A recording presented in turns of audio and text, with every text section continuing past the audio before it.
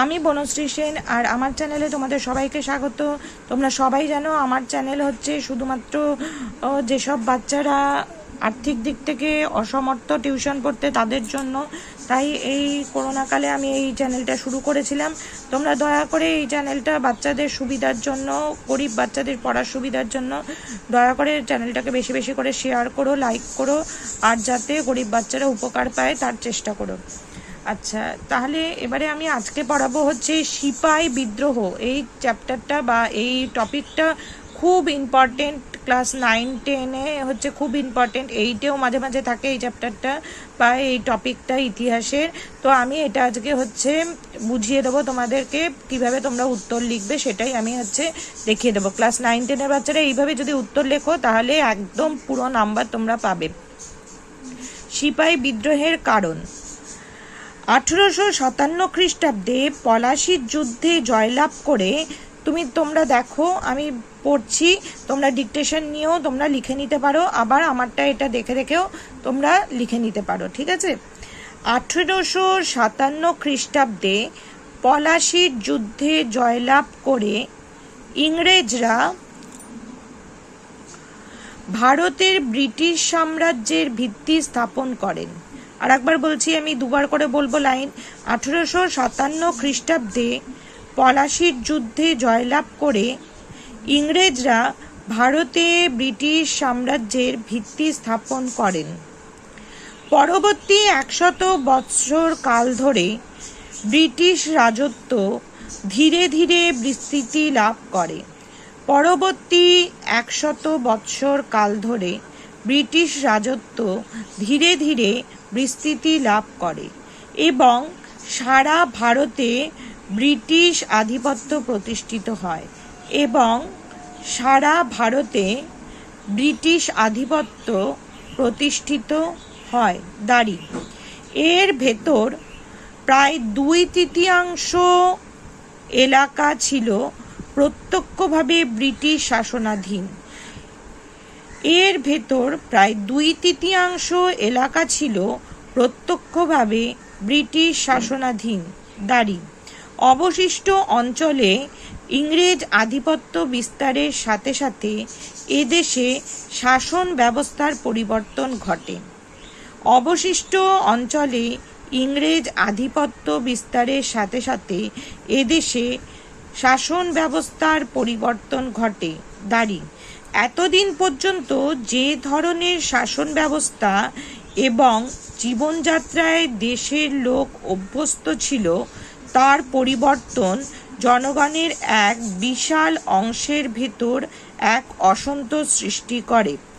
এতদিন পর্যন্ত যে ধরনের শাসন ব্যবস্থা এবং জীবনযাত্রায় দেশের লোক অভ্যস্ত ছিল তার পরিবর্তন জনগণের এক বিশাল অংশের ভেতর এবং অসন্তোষ সৃষ্টি করে।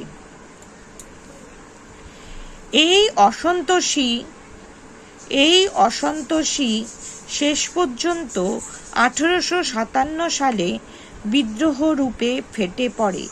এই অসন্তোষই শেষ পর্যন্ত 1857 সালে বিদ্রোহ রূপে ফেটে পড়ে এবং ভারতের ব্রিটিশ সাম্রাজ্যের ভিত্তি কাঁপিয়ে তোলে এবং ভারতের ব্রিটিশ সাম্রাজ্যের ভিত্তি কাঁপিয়ে তোলে।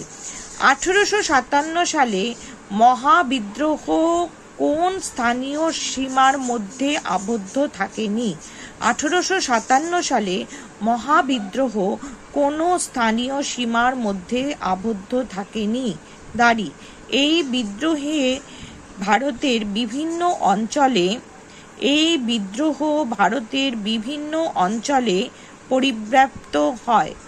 এই বিদ্রোহ ভারতের বিভিন্ন অঞ্চলে পরিব্যাপ্ত হয়। এই অভ্যুত্থানের জন্য বহুবিধ কারণ ছিল। এই কারণগুলিকে রাজনৈতিক, সামাজিক, অর্থনৈতিক, ধর্মীয় ও সামরিকভাবে বিভক্ত করা যায়। এবার দেখো, আর একবার আমি রিডিং করে দিচ্ছি, দেখে নাও কারোর যদি কিছু মিস হয়ে থাকে। 1857 খ্রিস্টাব্দে সিপাই বিদ্রোহের কারণ যদি দেয় অবশ্যই তোমরা এটাই লিখবে। 1857 খ্রিস্টাব্দে পলাশির যুদ্ধে জয়লাভ করে ইংরেজরা ভারতের ব্রিটিশ সাম্রাজ্যের ভিত্তি স্থাপন করেন। পরবর্তী 100 বছর কাল ধরে ব্রিটিশ রাজত্ব ধীরে ধীরে বিস্তৃতি লাভ করে এবং সারা ভারতে ব্রিটিশ আধিপত্য প্রতিষ্ঠিত হয়। এর ভেতর প্রায় 2/3 এলাকা ছিল প্রত্যক্ষভাবে ব্রিটিশ শাসনাধীন। অবশিষ্ট অঞ্চলে ইংরেজ আধিপত্য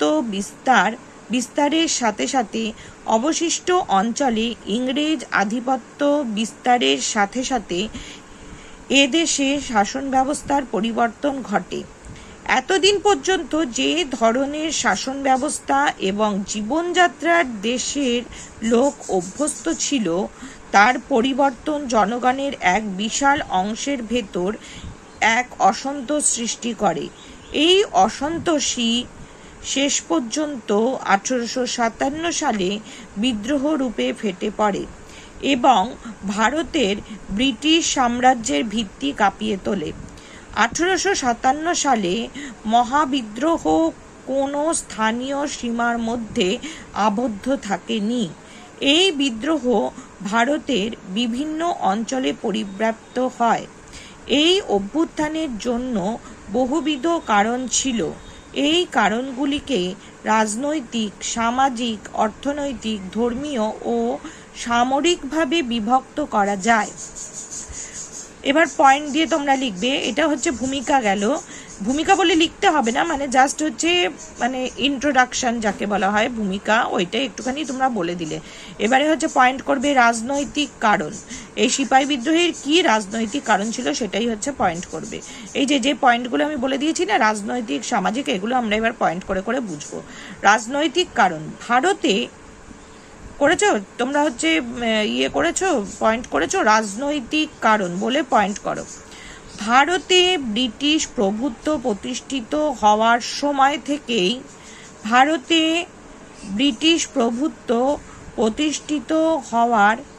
সময় থেকেই ইংরেজরা ছলে বলে কৌশলে একের পর এক দেশীয় রাজ্যসমূহ গ্রাস করতে থাকে।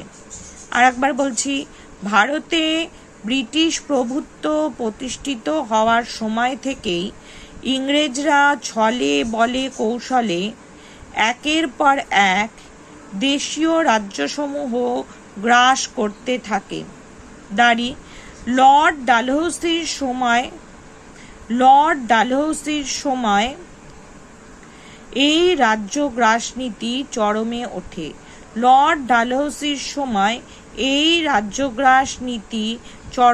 ওঠে।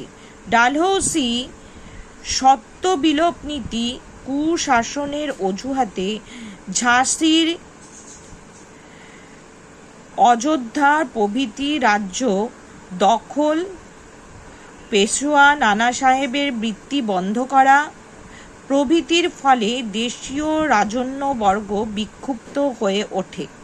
তাহলে এবার লেখো যে হচ্ছে ডালহৌসি সত্ত্ববিলোপ নীতি, কুশাসনের অজুহাতে ঝাঁসি, অযোধ্যা প্রভৃতি রাজ্য দখল, পেশোয়া নানা সাহেবের বৃত্তি বন্ধ করা প্রভৃতির ফলে দেশীয় রাজন্যবর্গ বিক্ষুব্ধ হয়ে ওঠে।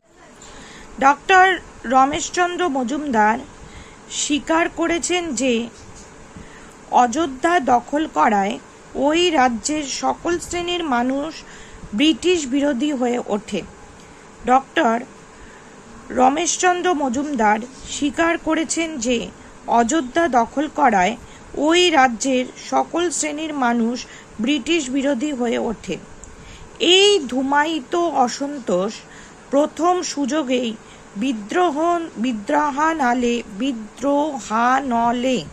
বিদ্রোহের আগুনে বিদ্রোহানলে পরিণত হয়। দেশীয় রাজাদের ক্ষমতাচ্যুতির ফলে তাদের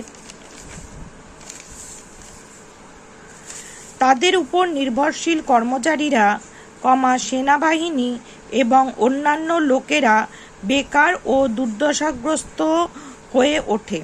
তাহলে আরেকবার শুনে নাও এখান থেকে। ডক্টর রমেশচন্দ্র মজুমদার স্বীকার করেছেন যে অযোধ্যা দখল করায় ওই রাজ্যের সকল শ্রেণীর মানুষ ব্রিটিশ বিরোধী হয়ে ওঠে। দাঁড়ি এই ধুমায়িত অসন্তোষ প্রথম সুযোগেই বিদ্রোহানলে পরিণত হয়। দাঁড়ি দেশীয় রাজাদের ক্ষমতাচ্যুতির ফলে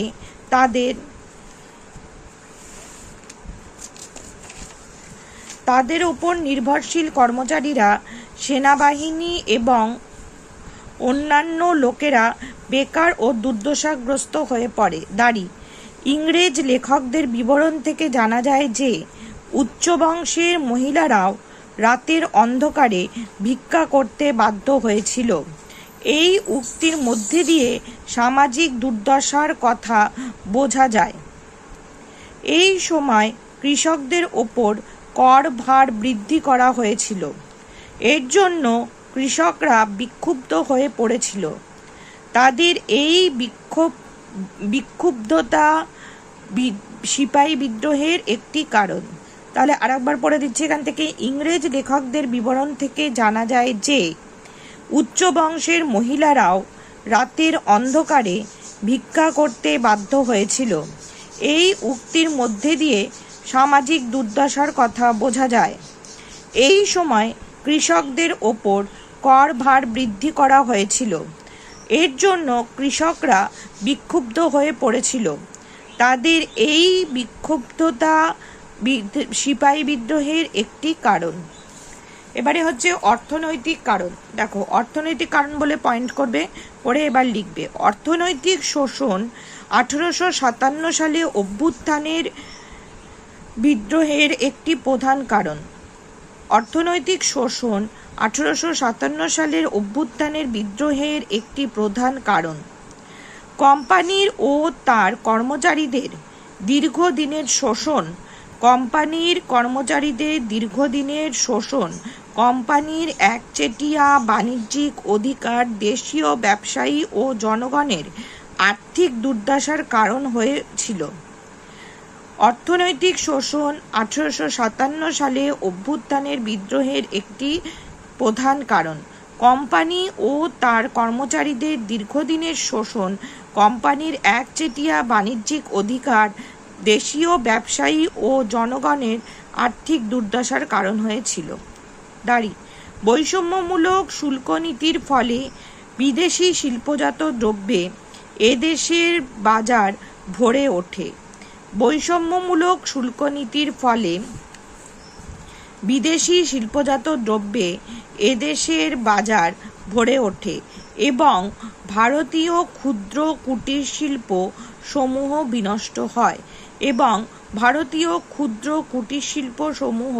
বিনষ্ট হয়। এর ফলে দেশের বেকার সংখ্যা বৃদ্ধি পায়। ভারতীয় শিল্পের বিনষ্টের ফলে ভারতের আপামর জনসাধারণ আর্থিক দুরবস্থার সম্মুখীন হয়েছিল। ভারতীয় শিল্পের বিনষ্টের ফলে ভারতের আপামর জনসাধারণ আর্থিক দুরবস্থার সম্মুখীন হয়েছিল। দাঁড়ি তাদের এই আর্থিক দুর্গতি বিদ্রোহের একটি কারণ হয়েছিল। ইংল্যান্ডে শিল্পজাত দ্রব্যের বাজার সৃষ্টির জন্য দেশীয় শিল্পজাত দ্রব্য, বিশেষত তাঁত শিল্প ধ্বংস করা হয়। ফলে বহু লোকের উপজীবিকা নষ্ট হয়। এর উপর ছিল নানা প্রকারের করভার। স্বভাবতই এই আর্থিক শোষণ এই বিদ্রোহের একটি কারণ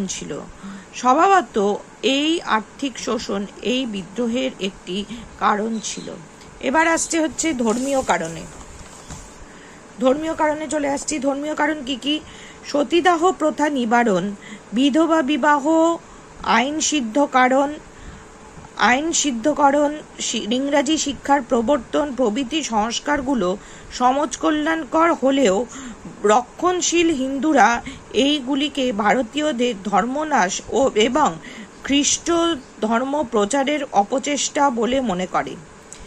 সতীদাহ প্রথা নিবারণ, বিধবা বিবাহ আইন সিদ্ধকরণ, ইংরাজি শিক্ষার প্রবর্তন প্রভৃতি সংস্কারগুলো সমাজ কল্যাণকর হলেও রক্ষণশীল হিন্দুরা এইগুলিকে ভারতীয়দের ধর্মনাশ এবং খ্রিস্ট ধর্মপ্রচারের অপচেষ্টা বলে মনে করেন।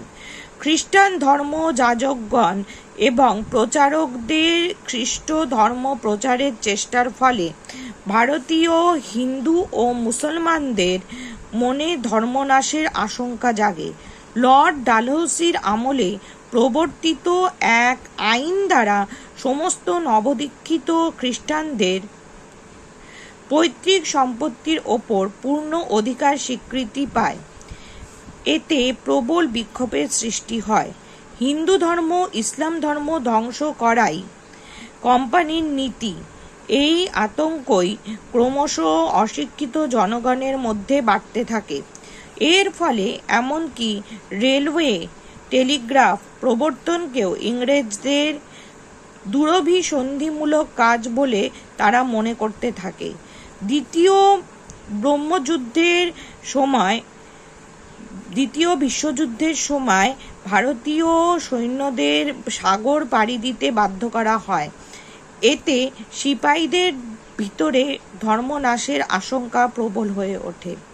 তাহলে কি হলো? দ্বিতীয় বিশ্বযুদ্ধের সময় ভারতীয় সৈন্যদের সাগর পাড়ি দিতে বাধ্য করা হয়। এতে সিপাহীদের ভিতরে ধর্মনাশের আশঙ্কা প্রবল হয়ে ওঠে।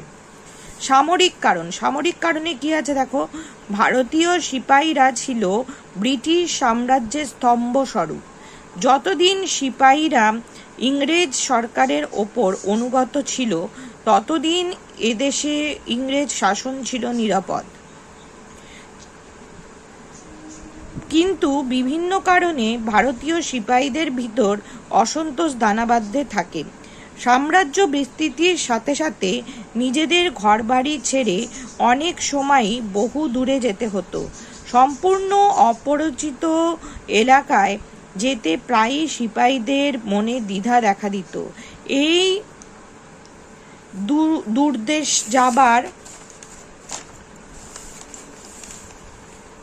দূরদেশ যাবার জন্য ভারতীয় সিপাহীরা ভাতা দাবি করে, কিন্তু কর্তৃপক্ষ বা ইংরেজরা এই দাবি মেনে নিত না।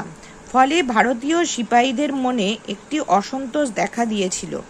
কিন্তু সামরিক কারণে জন্য এই ইংরেজ সিপাহীদের দূর পাঠানো হতো, তবে তাদের ভাতার ব্যবস্থা ছিল। ভাতার ক্ষেত্রে এই বৈষম্য ভারতীয় সিপাহীদের বিক্ষুব্ধ করে তুলেছিল।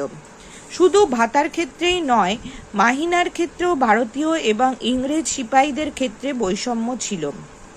ইংরেজদের এই বৈষম্যমূলক আচরণ ভারতীয় সিপাহীরা বিক্ষুব্ধ হয়ে উঠেছিল। পদোন্নতির ব্যাপারেও বৈষম্যমূলক ব্যবহার করা হতো। অভিজ্ঞ ভারতীয় সৈন্য বা কর্মচারীদের পদোন্নতি বা বিশেষ সুবিধা ছিল না, অথচ অনভিজ্ঞ ইংরেজদের উচ্চ পদে নিযুক্ত করা হতো। এর ফলে একদিকে যেমন ভারতীয় সিপাহী এবং কর্মচারীদের ভিতর অসন্তোষ দানা বেঁধে উঠেছিল, তেমনি ভারতীয় সিপাহী এবং কর্মচারীদের উচ্চ পদে নিযুক্ত করায় সৈন্য বিভাগের নিয়ম শৃঙ্খলার যথেষ্ট অবনতি ঘটে। এছাড়াও ইংরেজ কর্মচারীরা ভারতীয় কর্মচারীদের ওপর অবজ্ঞা করত এবং নানা বাজে ভাষায় গালাগালি করত। এর ফলে ভারতীয় সিপাহীরা অত্যন্ত ক্ষুব্ধ হয়ে ওঠে। তাহলে কি হলো এখান থেকে দেখে নাও। তেমনি ভারতীয় সিপাহী ও কর্মচারীদের উচ্চ পদে নিযুক্ত করায় সৈন্য বিভাগের নিয়ম শৃঙ্খলার যথেষ্ট অবনতি ঘটে। এছাড়াও ইংরেজ কর্মচারীদের ভারতীয় কর্মচারীদের ওপর অবজ্ঞা করত এবং নানা বাজে ভাষায় গালিগালাজ করত, যার ফলে ভারতীয় সিপাহীরা অত্যন্ত ক্ষুব্ধ হয়ে ওঠে। ইংরেজ সৈন্যের সংখ্যাল্পতা, ভারতীয় সেনা বিভাগে ইংরেজ অপেক্ষা ভারতীয় সেনাদের সংখ্যা অনেক বেশি ছিল, তাই ভারতে ব্রিটিশ সাম্রাজ্যের নিরাপত্তা বহুল অংশে ভারতীয় সিপাহীদের ওপরই নির্ভর করত। ক্রিমিয়া যুদ্ধের সময় ভারতবর্ষ থেকে বহু সংখ্যক ইংরেজ সৈন্য ক্রিমিয়ায় পাঠানো হয়। ভারতে ইংরেজ সৈন্যের সংখ্যা কমে গেলে ভারতীয় সিপাহীরা অশান্ত হয়ে উঠতে থাকে। ক্রিমিয়ার যুদ্ধে ইংরেজ সৈন্যদের দুরবস্থার সংবাদ ভারতে পৌঁছালে ভারতীয়দের সিপাহীদের মনে ধারণা জন্মায় যে ইংরেজদের পরাজিত করা খুব কঠিন হবে না। নানা সাহেব, তাতিয়া টোপি প্রমুখ ইংরেজ বিদ্বেষী নেতৃবৃন্দের প্রচার কর্ম সিপাহীদের মনে আশা সঞ্চার করে। তাহলে কাদের কাদের? নানা সাহেব, তাতিয়া টোপি প্রমুখ ইংরেজ বিদ্বেষী নেতৃবৃন্দের প্রচার কর্ম সিপাহীদের মনে আশা সঞ্চার করে। প্রত্যক্ষ কারণ: এইভাবে রাজনৈতিক, সামাজিক, অর্থনৈতিক, ধর্মীয় ও সামরিক কারণে বিদ্রোহীদের ক্ষেত্র যখন প্রস্তুত হচ্ছিল, সেই সময় এনফিল্ড রাইফেলকে প্রচারকে কেন্দ্র করে উত্তেজনা চরমে পৌঁছায়। এই বিদ্রোহে শুয়োর ও চর্বি মাখানো টোটা দাঁত দিয়ে কেটে বন্দুকে ভরতে হতো। সৈন্যদের মধ্যে গুজব ছড়িয়ে পড়ে যায় যে এই এনফিল্ড রাইফেলের টোটার সাহায্যে তাদের জাতিচ্যুত করার চেষ্টা করছে। অসন্তোষের বারুদের স্তূপ দীর্ঘদিন ধরে যে জমা হচ্ছিল, এনফিল্ড রাইফেল তাতে অগ্নিশলাকার কাজ করে। এইভাবেই বিভিন্ন কারণে সিপাহী বিদ্রোহ শুরু হয়েছিল। বিদ্রোহের